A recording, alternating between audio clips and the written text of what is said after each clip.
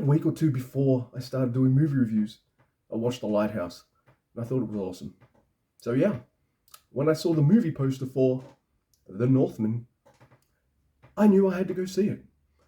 Didn't watch any trailers or anything like that, didn't know what to expect. Just wanted to go in cold and watch the film. And yeah, so what is it? Well, it's the new movie written and directed by Robert Eggers. It's co-written by John? Sean?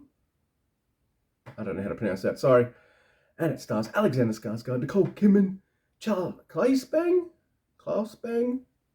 sorry dude, Anya Taylor-Joy, Ethan Hawke, Björk, and Willem Dafoe.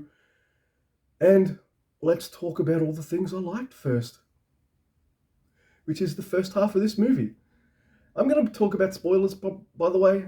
I just really want to get this movie off my chest and off my mind, really. So that's what I'm going to do with this review. There is going to be spoilers, but just to start off with things that I loved, and that's pretty much the first half. I guess for me, a lot of the reasons I prefer the first half is because that first half, all the possibilities are endless. It could go in so many different directions.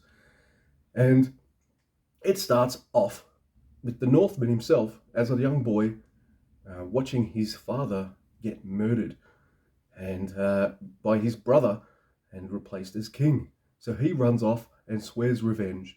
And then it goes from 895 to many years later. You don't know how many, but it's just years later.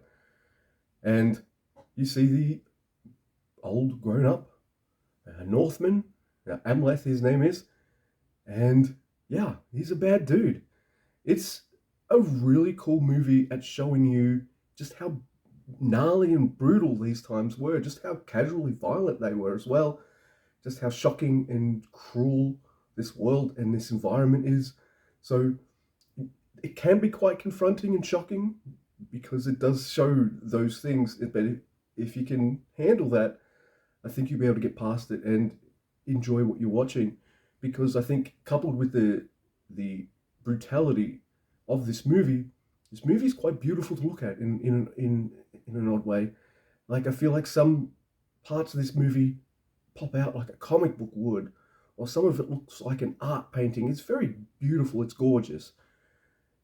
And yet it also manages to show the brutal mundanity of this kind of Viking time.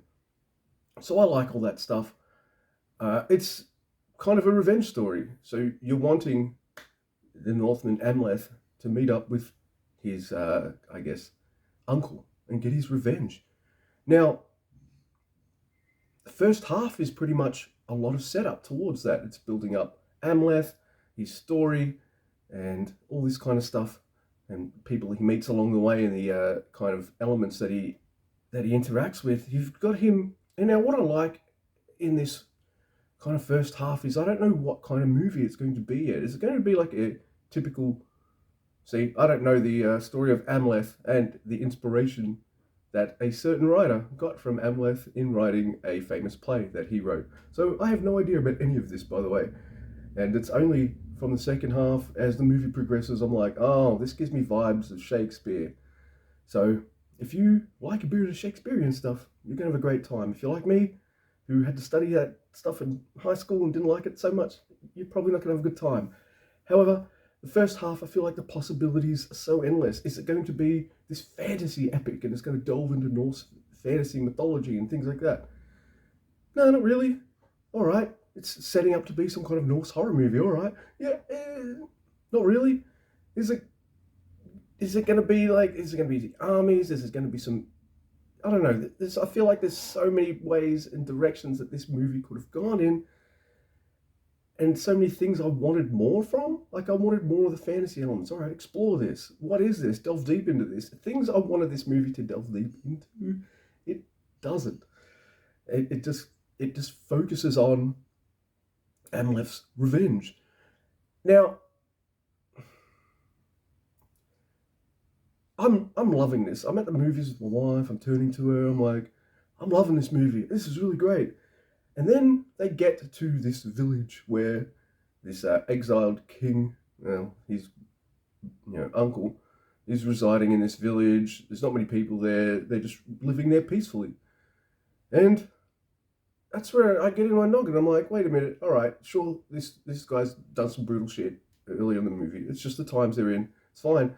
But right now, he seems like a pretty good leader, a pretty nice guy in terms of the time. So, I don't know. He doesn't seem like the bad guy. Maybe the Northman, Amleth, is the bad guy.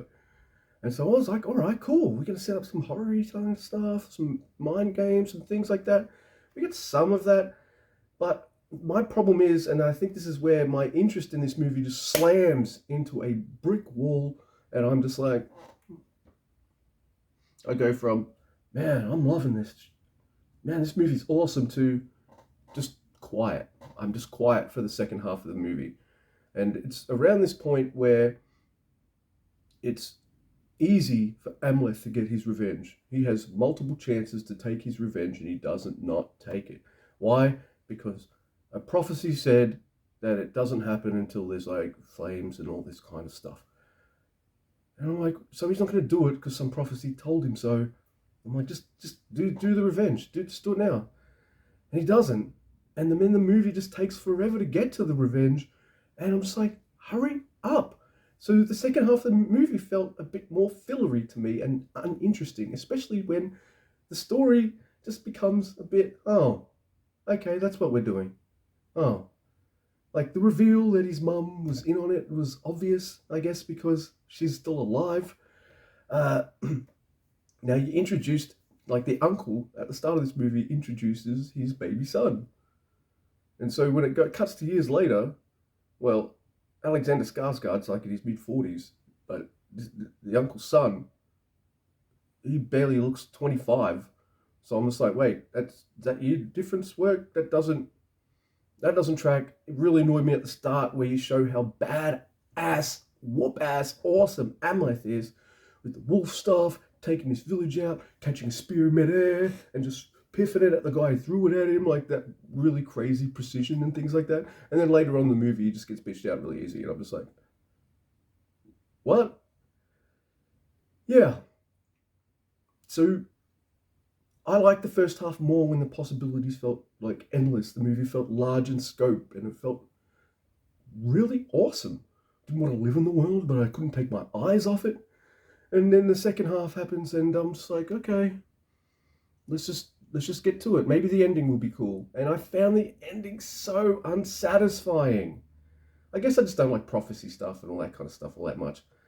But I will say, a lot of people are going to like this movie. If you like the Shakespearean elements, you're going to dig it. If you know stuff about Amleth and that whole history and all this kind of stuff, you're probably going to dig a lot more out of this than I did. For me, not enough. The things I wanted to have meat didn't have meat. The things that did have meat just felt kind of, well, a simple story, bit of cliched, and just, yeah, I felt like in the first half, anything could happen. But I feel like if you like a lot of these tropes, and if you might also just be taken in by just how beautiful it is and just not mind how the story progresses. So I feel like a lot of you are going to enjoy this film, and that's great. I'm glad you did. For me, I didn't hate this movie. It doesn't get one of these. Hell no. It's an achievement of filmmaking. Just the way it looks and the way it's filmed is great. I think it's a little too long, especially because the second half is just so like pedestrian and easy to guess what's going to happen. So yeah, I'm not going to give it a bad score, but I'm not going to give it a great one either. It's a 5 out of 10 for me. I'm sorry. I really am. My wife, however, thought after seeing the movie that an 8 was too high, but a 7 was too low. So she's in that 7.5, good, not great kind of area. She had a much better time watching than I did. Admittedly, I had a good experience in the theatre, probably because I'm watching a movie with my wife. And yeah, it just wasn't for me. In fact, I got a lot of similarities from this then from The Green Knight. So this movie isn't as unique as people think it is. There's a movie just like it, just using a different setting, actors, and all that kind of stuff. But yeah, The Green Knight is pretty much like, it's a similar vein to Green Knight. And I wasn't too keen on The Green Knight either. So yeah, if you like The Green Knight, you might like this. The brutality of it might put you off, but if it doesn't, I think you'll have a good time. Yeah, I think that's my review. I really didn't want to shit on it too much. I love the performances, most of them. I thought I thought Alexander Skarsgård was absolutely phenomenal in this movie. He's just incredible. Willem Dafoe, for the short amount of screen time he does get, is just absolutely amazing, and I wish we had more of it. Nicole Kidman's great. This Klaus Claes Bang is pretty damn good. I'm not a particularly huge fan of Anya Taylor-Joy's.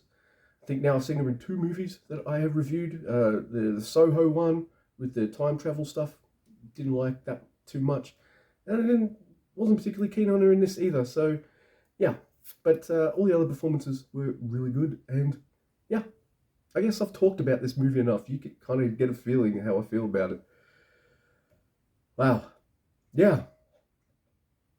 Okay.